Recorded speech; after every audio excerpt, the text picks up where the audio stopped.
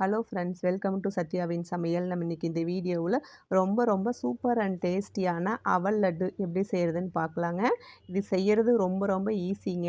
அது மட்டும் இல்லாமல் டேஸ்ட்டுமே ரொம்ப சூப்பராக இருக்கும். வாங்க இந்த ஹெல்த்தியான லட்டு எப்படி செய்கிறதுன்னு பார்க்கலாம். ஒரு கடாய் அடுப்பில் வச்சு அதில் ஒரு கப்பில் அரை கப்பு வேர்க்கடலை எடுத்துக்கோங்க. இதை ஆல்ரெடி வறுத்து மேலே தோலெல்லாம் எடுத்த வேர்க்கடலைங்க.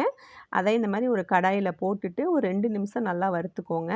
இது நல்லா வறுபட்டோடனே அதே கப்பில் அரை கப்பு பொட்டுக்கடலை எடுத்துக்கோங்க.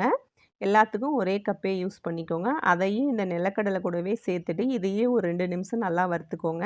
இதுவும் நல்லா வறுபட்டு வந்தோடனே அதே கப்பில் ஒரு கப்பு அவல் எடுத்துக்கோங்க. நான் இன்றைக்கி சிகப்பு அவல் எடுத்திருக்கேங்க. அதையும் இது கூட சேர்த்து நல்லா வறுத்துக்கோங்க. நீங்கள் சிகப்பு அவலுக்கு பதிலாக வெள்ளை அவல் கூட எடுத்து இந்த மாதிரி செஞ்சுக்கலாங்க. இதுவும் பார்த்திங்கன்னா அவளும் நல்லா பொரிஞ்சு ஒரு 2 நிமிஷத்துலேயே நல்லா வறுபட்டு வந்துடும். இந்த அளவுக்கு இது வறுபட்டு வந்தோடனே ஸ்டவ் ஆஃப் பண்ணிவிட்டு இந்த மாதிரி இதை வந்து வேறொரு பிளேட்டில் போட்டு நல்லா ஆற வச்சுக்கோங்க. நம்ம வந்து இதை அரைச்சி எடுத்துகிட்டு வரணும். அதனால் இதை ஆறட்டும். இது ஆறுறதுக்குள்ளே பார்த்திங்கன்னா நம்ம இதுக்கு வெள்ளை கரைசல் ரெடி பண்ணிக்கலாம். அவல் நிலக்கடலையே எடுத்த அதே கப்பில் 3/4 கப் வெல்லம் சேர்த்திக்கோங்க. அதுக்கு தண்ணி 3/4 கப் சேர்த்திக்கோங்க. 3/4 கப் இதுக்கு பார்த்திங்கன்னா அளவு கரெக்டாக இருக்கும். நீங்கள் வேணும்னா கொஞ்சம் அதிகமாக கூட சேர்த்திக்கலாம். சேர்த்துட்டு இந்த வெல்லத்தை நல்லா கரைச்சி எடுத்துக்கோங்க. பாகுபதமெல்லாம் வர வேண்டியதில்லை. இந்த அளவுக்கு நல்லா வெல்லம் கரைஞ்சி வந்தோடனே இந்த மாதிரி ஒரு வடிகட்டி வச்சு வேறொரு பாத்திரத்தில் வெள்ளை கரைசலை நல்லா வடிகட்டி எடுத்துக்கோங்க. இந்த மாதிரி இது அப்படியே இருக்கட்டும். ஒரு மிக்ஸி ஜார் எடுத்துக்கோங்க. நம்ம ஆல்ரெடி வறுத்து வச்சுருக்கிற அந்த அவல்லாம் பார்த்திங்கன்னா நல்லா ஆறி இருக்கும். அதை ஒரு மிக்ஸி ஜாரில் போட்டுக்கோங்க. இது கூடவே வாசனைக்காக ஒரு 4 ஏலக்காய் சேர்த்திக்கோங்க. சேர்த்துட்டு இதை நல்லா அரைச்சி எடுத்துகிட்டு வந்துடுங்க. ரொம்ப நைஸாக அரைக்க வேண்டியது இல்லைங்க. ஓரளவுக்கு ரவை பதத்துக்கு நல்லா இந்த மாதிரி அரைச்சி எடுத்துகிட்டு வந்துடுங்க. இது இருக்கட்டும். ஒரு கடாயில் 2 டேபிள் ஸ்பூன் நெய் சேர்த்திக்கோங்க. நெய் நல்லா ஹீட் ஆனோடனே கொஞ்சமாக முந்திரி பருப்பு சேர்த்திக்கோங்க. இந்த மாதிரி சேர்த்துட்டு நல்லா மிக்ஸ் பண்ணிக்கோங்க. முந்திரி பருப்பு நல்லா கலர் சேஞ்ச் ஆகி இந்த மாதிரி வந்தோடனே கொஞ்சமாக திராட்சை சேர்த்திக்கோங்க.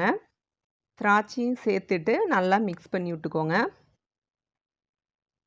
திராட்சை முந்திரி ரெண்டுமே பார்த்திங்கன்னா ஓரளவுக்கு நல்லா கலர் சேஞ்ச் ஆகி இந்த மாதிரி நெய்யிலேயே நல்லா வதங்கி வந்துடும். இந்த அளவுக்கு வதங்கி வந்தோடனே ஸ்டவ் ஆஃப் பண்ணிவிட்டு இந்த முந்திரியும் திராட்சையும் வேறொரு பிளேட்டுக்கு இந்த கடாயிலிருந்து எடுத்து வச்சுக்கோங்க.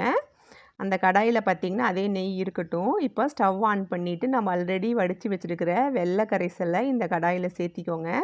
சேர்த்துட்டு இதை ஒரு 2 நிமிஷம் நல்லா கொதிக்க வச்சுக்கோங்க. இந்த அளவுக்கு நல்லா கொதிச்சுன்னே நம்ம ஆல்ரெடி அவல்லாம் எடுத்த அதே கப்பில் அரை கப் தேங்காய் துருவல் சேர்த்திக்கோங்க. ஃப்ரெஷ்ஷான தேங்காய் துருவல் தாங்க. சேர்த்துட்டு ஒரு 2 நிமிஷம் நல்லா இதை மிக்ஸ் பண்ணி விட்டுக்கோங்க. ஒரு கொதி மட்டும் நல்லா வரட்டும். இந்த அளவுக்கு இந்த மாதிரி பார்த்திங்கன்னா நல்லா கொதித்து வந்த பின்னாடி நம்ம ஆல்ரெடி அரைச்சி வச்சுருக்கிற அந்த அவல் வேர்க்கடலை அந்த பொட்டுக்கடலை பொடியை கடாயில் இருக்கிற வெள்ளை கரைசல்லையே சேர்த்திக்கோங்க. சேர்த்துன உடனே பார்த்திங்கன்னா ஸ்டவ்வை லோ ஃப்ளேமுக்கு மாற்றிக்கோங்க. லோ ஃப்ளேமுக்கு மாற்றினதுக்கப்புறம் ஒரு கரண்டி வச்சு இதை நல்லா மிக்ஸ் பண்ணி விட்டுக்கோங்க.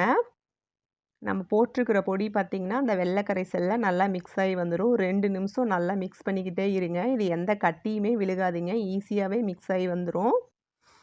ஒரு 2 நிமிஷம் நல்லா மிக்ஸ் பண்ணிங்கன்னா நம்ம வெள்ளை கரைசலெல்லாம் பார்த்திங்கன்னா தண்ணி இழுத்து இந்த பதத்துக்கு வந்துடும். அது வரைக்கும் நல்லா மிக்ஸ் பண்ணி விட்டுட்டே இருங்க. அதுக்கப்புறமா நம்ம ஆல்ரெடி வறுத்து வச்சுருக்கிற முந்திரி திராட்சை சேர்த்திக்கோங்க.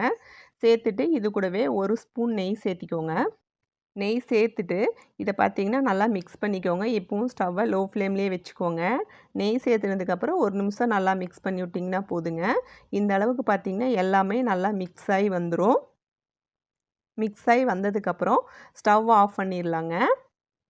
ஸ்டவ் ஆஃப் பண்ணிவிட்டு இதை கடாயிலே வைக்காமல் இந்த மாதிரி வேறொரு பிளேட்டுக்கு மாற்றி ஆற வச்சுக்கோங்க. நீங்கள் கடாயிலே வைக்கிறத விட இந்த மாதிரி வேறொரு பிளேட்டுக்கு மாற்றிட்டு கரண்டி வச்சு நல்லா பரப்பின மாதிரி விட்டிங்கன்னா அது ஒரு 10 நிமிஷத்துலேயே பார்த்திங்கன்னா நல்லா ஆறி கொஞ்சம் வெதுவெதுப்பான வந்துடும். அதுக்கப்புறமா பார்த்திங்கன்னா நம்ம உருண்டை பிடிச்சிக்கலாம். ஒரு 10 நிமிஷம் கழித்து பார்த்திங்கன்னா கொஞ்சம் நல்லா ஆறி இருக்கும். இப்போ கையில் கொஞ்சமாக நெய் தடவிட்டு ஒரு டைம் மட்டும் இந்த மாதிரி நல்லா மிக்ஸ் பண்ணி விட்டுக்கோங்க. மிக்ஸ் பண்ணதுக்கப்புறம் நம்ம இதை சின்ன லட்டாக பிடிச்சி எடுத்துக்கலாங்க. இது நம்ம சைஸ் எல்லாம் எதுவும் இல்லைங்க. நமக்கு எவ்வளோ பெரிய லட்டு தேவையோ அதுக்கு தகுந்த மாதிரி நம்ம சின்னதாக பிரித்து எடுத்துக்கலாம். ஒரு லட்டுலேயும் பார்த்திங்கன்னா இந்த மாதிரி முந்திரி பருப்பு வச்சு பிடிச்சிங்கன்னா பார்க்குறதுக்கும் நல்லாயிருக்கும். குழந்தைங்களும் விரும்பி சாப்பிடுவாங்க. இது பார்த்திங்கன்னா ஈஸியாகவே லட்டு பிடிக்கிறதுக்கு வருங்க. லட்டே செய்ய தெரியாதவங்க கூட இதை பார்த்திங்கன்னா ஈஸியாக உருண்டை பிடிச்சி எடுத்துடலாம். ஒரு லட்டையும் இந்த மாதிரி பிடிச்சு எடுத்துக்கலாங்க. இப்போ பார்த்தீங்கன்னா, நான் எல்லா லட்டையுமே பிடிச்சு எடுத்துட்டு வந்துட்டேங்க. ரொம்ப ரொம்ப சூப்பரான, டேஸ்டியான அவல் லட்டு ரெடி ஆயிருச்சுங்க. பார்க்கறதுக்கே பாருங்க, அப்படியே எடுத்து சாப்பிடலாம் போல இருக்குதுங்க. நீங்களும் இதே மாரி இந்த அவல் லட்ட உங்க வீட்ல கண்டிப்பா ட்ரை பண்ணி பாருங்க. ட்ரை பண்ணி பார்த்துட்டு டேஸ்ட் எப்படி இருந்ததுன்னு மறக்காம கமெண்ட் பண்ணுங்க. இந்த ரெசிபி பிடிச்சிருந்ததுன்னா, ப்ளீஸ் ஒரு லைக் பண்ணிருங்க. நம்ம சேனல மறக்காம சப்ஸ்கிரைப் பண்ணிக்கோங்க. பாய்.